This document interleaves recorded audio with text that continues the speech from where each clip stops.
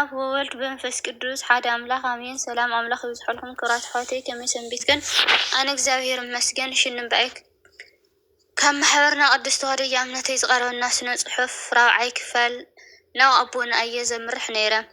አቦና ንሕና ዘይርድእና ንሂወትና ተባላሽዩ ካብ ልሳንና ዘይተፈለየ ብተደጋጋሚ ነውፅኦ ቃል አሎ።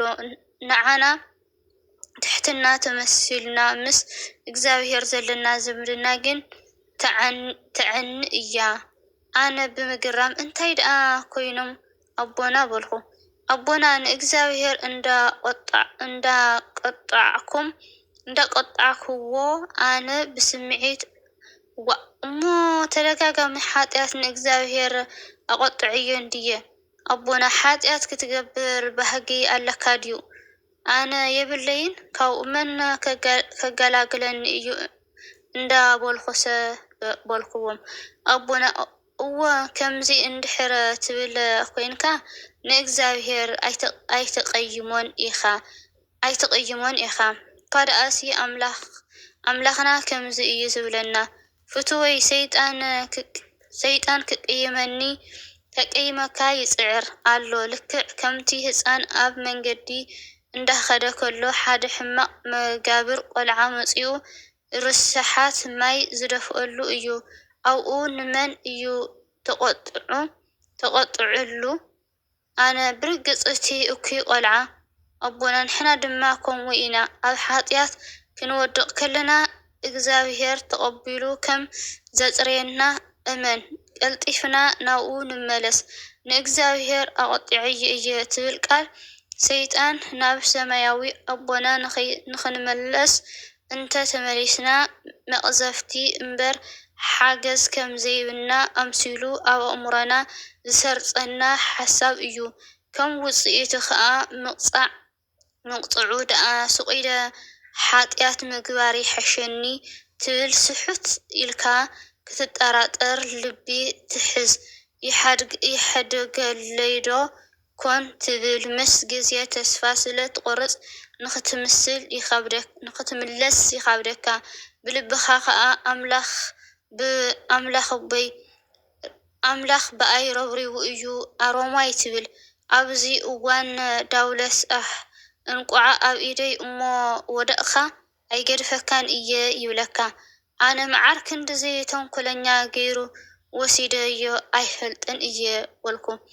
አቦና ኣብ ዝተፈላለየ ሃገር ውሕድ ህይወት ክርስትያን ዝረአየሉ ጠንቂ ቤተ ክርስትያን ዘይምህላው አገልግሎት ዘይምርካብን እዩ። እዚ ዓብይ ኣሉታዊ ታራ ኣለዎ። ኣብ ቤተ ክርስትያን ዘለው ቤት እውን ስርዓትን ግቡእ ምሕደራን ኣይምሁሩን እዮም።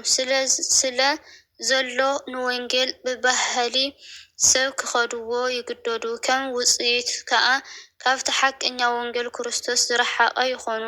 ዳውሌስ ከዓ ብቀሊሉ ይፃወተሎም። ሓደ መንእሰይ ሰባት ገዲፉ ናብ ጀርደን ዝበሃል ሃገር ክሰርሕ ከደ ምስ ሰበይቱ ካብ ዝሙርዐ 2 ዓመት ገይሩ ነበረ። ሓደ ቆልዓ እውን ነበሮም። ከፋንዋ ከሎ ወርሒ ደብዳቤ ንሂወታ ትመርሐሉ ሰልድን ከም ዝሰደላ ተማፃበዐላ ከደ። ቅድሚ ምኻዱ አንቢበ ምንባብ ዘይትኽእል ስለ ዝነበረት ንስድርኡ ወይ ንስድራኣ ከይዱ ከንብብላ ወርሓዊ መሻርፍ እውን ንሱም ኣሽሪፎም ክህብዋ ምዃኖም ሓቢርዋ ከደ። መፅውዕኡ ከይጠለመ ወርሒ ደብዳቤ መሻርፍን ክሰደላ ጀመረ።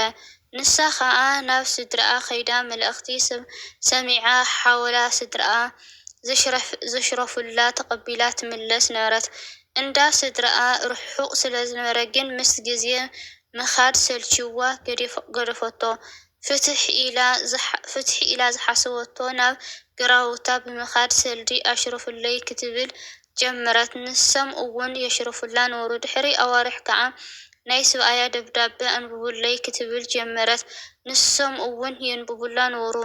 መሊሳ ምስ ግዜ ናብ እንዳ ባስጣ ምኻድ ስለዝሰልቸዋ እንዳ ባስጣ ከይዳ ደብዳቤ ሰልድን ክትቕበል ዋላ ውክልና ነቲ ዘንብበላ ዘሽርፈላን ዝነበረ ገረቦታ ገበረትሉ ንሱ ከዓ ከም ልማዳ ተቐቢሉ ንብበላ ይሽርፈላ ነበረ።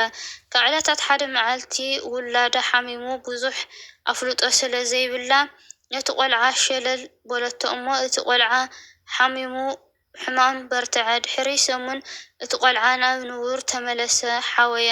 ከም ልማዱ ደብዳበ ሰብኣያ ክትቕበል መፀት። ወዮ ገረቦታ ሸለልትነታ መዝሚዙ ወዳ ሓሚሙላ ዝነበረ ግዜ ተጠቃምነት ደብዳበ ሰብኣያ ከም ዝፈልጥ ኣምሲሉ ነገራ። ወዳ ብስንኪ ዘይምግዳሳ ከም ዝሓመመ ሕጂ ከዓ ሓደሮም ኣብ ምልክት ሕቶ ከም ዝኣቱ ኣምሲሉ ኣንበበላ። እታ ሰበይቲ ዘረብኡ ስለ ዝኣመነቶ ፈሪሓ ሕዚ ንሱ ፈሪሃ ከም ዘሎ ፈሊጡ ተንኮል ሓሲበላ። ኣጀኺ ኣይትፍርሒ ኣነ ኣለኹልኺ እንዳበለ ክእትዋ ጀመረ።